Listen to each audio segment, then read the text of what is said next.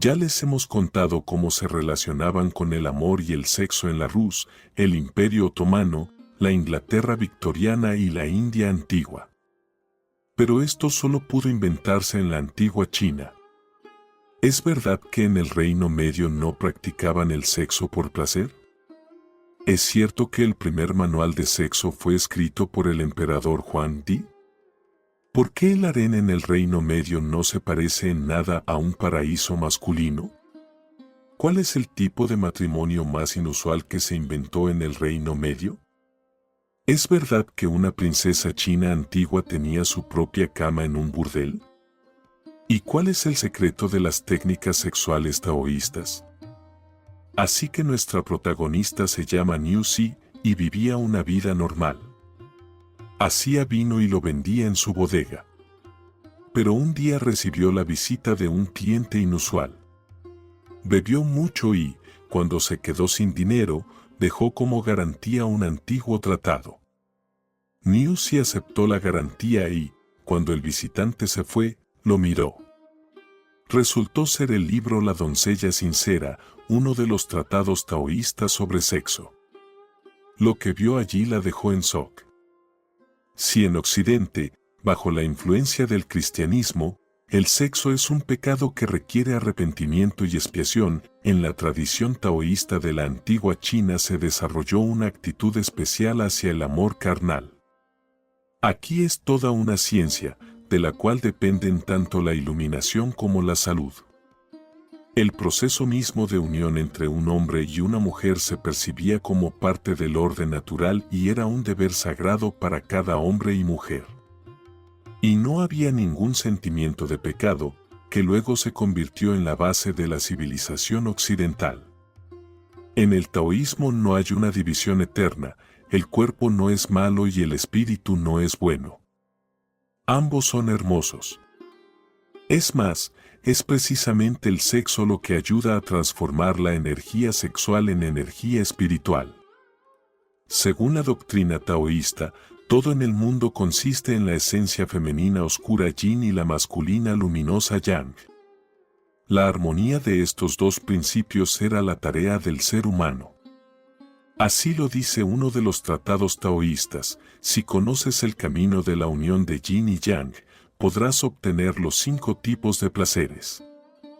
Y si no posees este arte, tu vida se interrumpirá antes de tiempo. La unión sexual, según los antiguos sabios, era igualmente beneficiosa tanto para el hombre como para la mujer. Y, de nuevo, a diferencia de la civilización occidental, la mujer en el taoísmo no se consideraba un recipiente del pecado y del mal. Tampoco se atribuían cualidades pecaminosas a su fisiología. Al contrario, gracias a ella, la mujer se consideraba la puerta de la vida.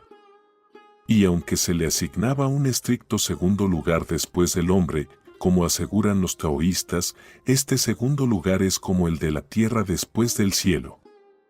Del taoísmo surgió toda la medicina china, desde la acupuntura hasta las artes marciales. El ser humano se consideraba un centro de energía vital que fluye por los meridianos del cuerpo y asegura el equilibrio de yin y yang. Los antiguos médicos chinos llegaron a la conclusión de que lo más importante para la salud es precisamente la circulación armoniosa de las energías vitales por el cuerpo. El principio femenino yin es receptivo, intuitivo, acuático y lunar, prácticamente inagotable. Por cierto, se puede nutrir caminando entre flores. Pero para que un hombre cultive la energía yin en sí mismo, debía comunicarse con mujeres hermosas. Y la forma más eficaz de cultivar el yin era llevar esta comunicación al lecho, especialmente si se hacía como se indica en la ciencia. Como resultado, en la antigua China surgieron numerosos tratados dedicados al arte de los aposentos matrimoniales. Es interesante que en uno de los tratados antiguos sobre sexo se hable en nombre del legendario emperador Juan Di, el fundador de la civilización china. Tan importante se consideraba esta parte de la vida. Es como si en la Rus se atribuyera a Rurik un tratado sobre los detalles del sexo. Ahora imagina que vives en la antigua China y tus padres te han encontrado un esposo que, por cierto, te pareció extremadamente atractivo. Te enamoraste, finalmente te casaron y cruzas el umbral de su casa. Parecería que todo está perfecto. No, de ahora en adelante no solo tendrás que establecer relaciones con los parientes de tu esposo. También tendrás que llevarte bien con sus concubinas, y no solo no sentir celos por sus deberes y simpatías hacia otras mujeres en la casa, sino también establecer contacto con ellas. Sí, en la antigua China, muchas familias eran polígamas. El número de concubinas estaba limitado según la posición social del hombre. Como escribe Robert Van Gulik en su libro La vida sexual en la antigua China, la joven esposa se veía obligada a definir claramente sus simpatías y antipatías, que a menudo tenían un carácter lésbico, para coexistir exitosamente con las otras mujeres en la familia. Sin duda, a menudo surgían conflictos intensos que resultaban en tragedias. Además, en los primeros meses de convivencia, el esposo no tenía derecho a proteger a la joven esposa ni a tomar su partido. Sin embargo, al analizar la literatura antigua de China, Robert Van Gulik subraya, hay todas las razones para creer que la mujer china promedio no era ni más feliz ni más infeliz que la mujer europea promedio de la época, que vivía según los principios de la familia monógama. Teniendo en cuenta que en esos tiempos las mujeres europeas también lo pasaban mal, probablemente así era. Además, el mismo autor asegura que el hombre chino promedio, poseedor de un harén, tampoco podía ser considerado más feliz que su contemporáneo occidental promedio, que tenía solo una esposa. El harén en la antigua China no se parecía en nada a un paraíso masculino. En una civilización tan desarrollada como la China, las esposas y concubinas tenían una posición y derechos específicos respaldados por el Estado. El dueño del harén estaba obligado no solo a proporcionar placer a todas sus concubinas y mantenerlas, sino también a mostrarles una atención especial, tener en cuenta sus caprichos y debilidades personales, así como gestionar las relaciones entre las mujeres. Y lo más importante, evitar conflictos en su gran familia polígama. Un funcionario que no podía mantener el orden en su propia casa, cuyas esposas peleaban, podía perder su puesto. Y un comerciante podía perder la confianza, tan importante en su negocio, ya que se consideraba que una casa sin orden inevitablemente enfrentaría dificultades financieras. La poliandria, o el matrimonio con varios hombres, estaba prohibida entre los Han y se consideraba inmoral. Sin embargo, entre otros pueblos que vivían en el territorio de China, se encontraba esta práctica. Pero los chinos no serían chinos si no inventaran algo propio. Entre los nobles era popular otro tipo inusual de matrimonio, el sororato. Esto es cuando un hombre se casaba no solo con una mujer en particular, sino también con todas sus hermanas, incluidas las primas. Así era el matrimonio. ¿Y cómo ser bella en la antigua China? La etiqueta prescribía que el rostro de una mujer siempre debía ser impasible y sus movimientos comedidos y fluidos. Las bellezas se cubrían el rostro con una gruesa capa de polvos blancos y usaban activamente rubor y lápiz labial. Uno de los mayores cuidados se centraba en la forma de las cejas. En la antigua China existían más de 30 formas de cejas de moda. ¿Te imaginas tal variedad? Por ejemplo, cejas en forma de alas de mariposa o dos picos montañosos. No menos atención que a las cejas se dedicaba a los peinados. El cabello se arreglaba cuidadosamente y se adornaba con diademas, horquillas preciosas y peines. Los nombres de los peinados también eran impresionantes. Por ejemplo, dragón jugando con una perla o dragón saliendo del mar. Se consideraba que una mujer elegante debía renovar su peinado todos los días y, una vez al mes, cambiar su estilo. La obra maestra del arte del peluquero era la hábil combinación de dos elementos, la nube y el dragón, de modo que la presencia del dragón, oculto por la nube, solo se adivinara. Lo principal para una belleza china con la llegada de la era Song era su fragilidad y delicadeza corporal. Nada de protuberancias, no debía tener pechos grandes ni trasero. Pies pequeños, como manos. Alrededor de estos pequeños pies, de 10 centímetros de longitud, se desarrolló todo un culto. Pero las poseedoras de tales pies no lo pasaban bien. A las niñas se les vendaban los pies de una manera especial para deformar el arco.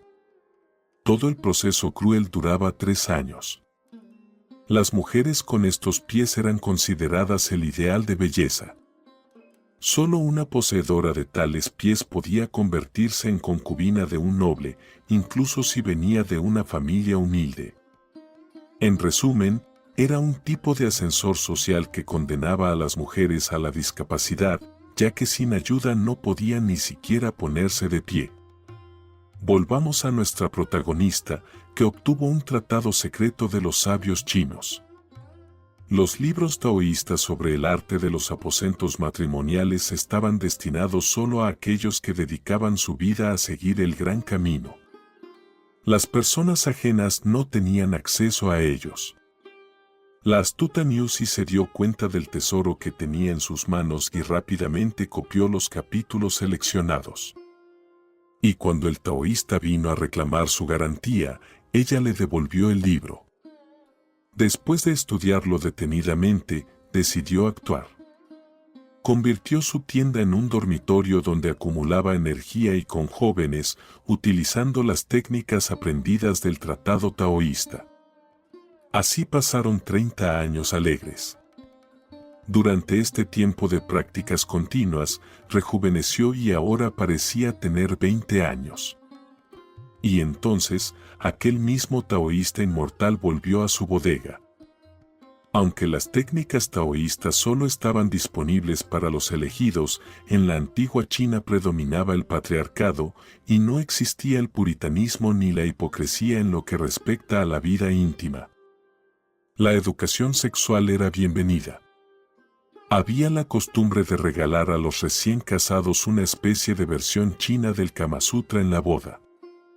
Lo que para una familia polígama oriental era la norma, para la civilización monógama occidental parecía una desenfrenada promiscuidad. La expedición a China del viajero veneciano Marco Polo en el siglo XIII fue uno de los hitos más importantes en la historia de los descubrimientos geográficos. También estaba llena de sorprendentes datos etnográficos. Marco Polo describe cómo una vez en una posada, el anfitrión chino le ofreció, además de una cama, a su esposa como compañía. El famoso viajero se sorprendió mucho al ver que la mujer recibía esta propuesta con entusiasmo. Solo más tarde supo que esta costumbre era común en el norte de China. De esta manera, en lugares remotos mejoraban la sangre y atraían la suerte de los viajeros, que generalmente eran comerciantes y, por lo tanto, personas adineradas.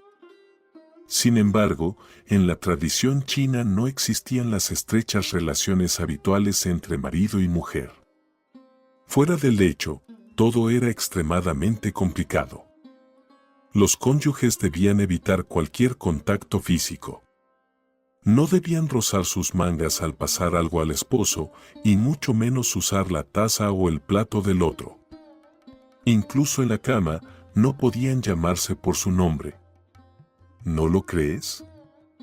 Escucha cómo se describen las reglas de comportamiento de los cónyuges en el Tratado Li Ji, el libro de los rituales que forma parte del Pentateuco confuciano. Hombres y mujeres no usan los mismos percheros. La esposa no debe colgar su ropa en el soporte del esposo, ni puede guardarla en el mismo cajón que él. El marido y la esposa nunca se bañan juntos. Si el hombre le da algo a la mujer, ella debe recibirlo en una bandeja de bambú. Si no hay una a mano, el hombre y la mujer se agachan, el hombre pone el objeto en el suelo y la mujer lo recoge. Cuando caminan por la calle, el hombre se mantiene a la derecha y la mujer a la izquierda. Todas estas reglas debían seguirse hasta los 70 años de edad. Pero lo más interesante ocurría en el palacio del emperador, donde todo era mucho más complicado. Ya en el siglo XI, el harén del emperador contaba con más de 100 bellezas. De esto tenemos un video separado. La vida personal del emperador influía en el bienestar de toda la nación, por lo que los sabios chinos crearon un sistema completo al respecto.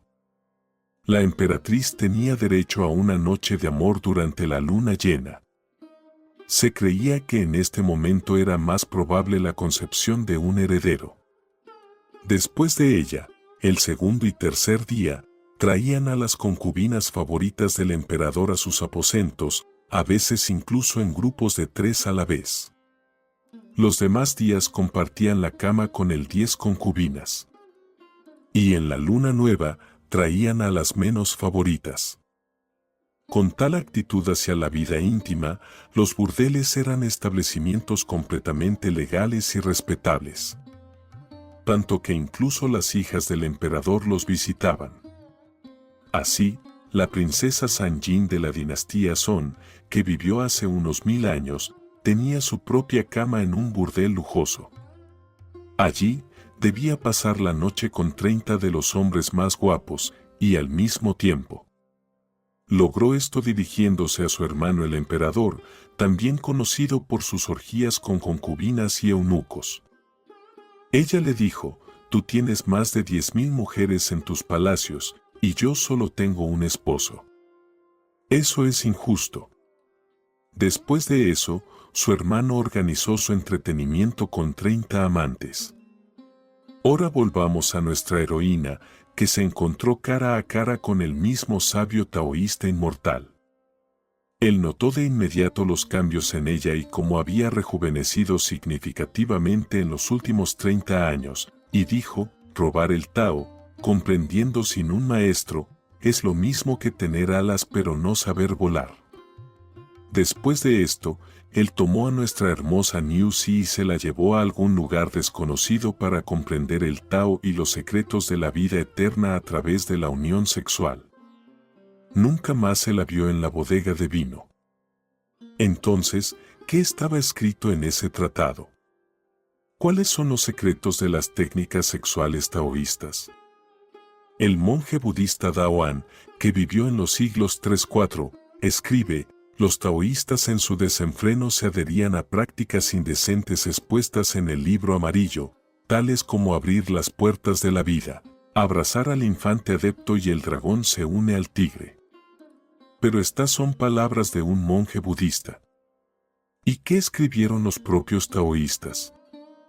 Ellos escriben sobre fortalecer el yang mediante el yin y fortalecer el yin mediante la energía yang. Citaré el mismo libro que recibió nuestra heroína. El hombre y la mujer se crean mutuamente como el cielo y la tierra se engendran mutuamente. El cielo y la tierra siguen el camino de la unión, por lo tanto, no hay límite final en su existencia. El hombre pierde el camino de la unión y la separación, lo que gradualmente lo lleva a una muerte prematura. Pero si eres capaz de evitar acciones que gradualmente causan daño y comprendes el arte de la unión del yin y el yang, entonces obtienes el camino de la inmortalidad. Existe un camino de unión entre el hombre y la mujer, en el cual el hombre se libra de la decrepitud y la mujer se cura de todas las enfermedades. En el corazón y la mente se mantienen la satisfacción y la alegría, y se fortalece el poder de la respiración de la energía y, sin embargo, si no puedes seguir este camino, gradualmente envejeces y enfermas. El taoísmo tuvo una enorme influencia en toda la cultura china, incluyendo la filosofía y el arte, donde también se requería armonía y moderación. De hecho, incluso Confucio dijo que en un hombre deben combinarse la inteligencia y la fuerza. La inteligencia son los secretos taoístas y la fuerza son las artes marciales, ya que es necesario saber defenderse de los depredadores, enemigos y desastres naturales. En esto se basaba todo el mundo chino.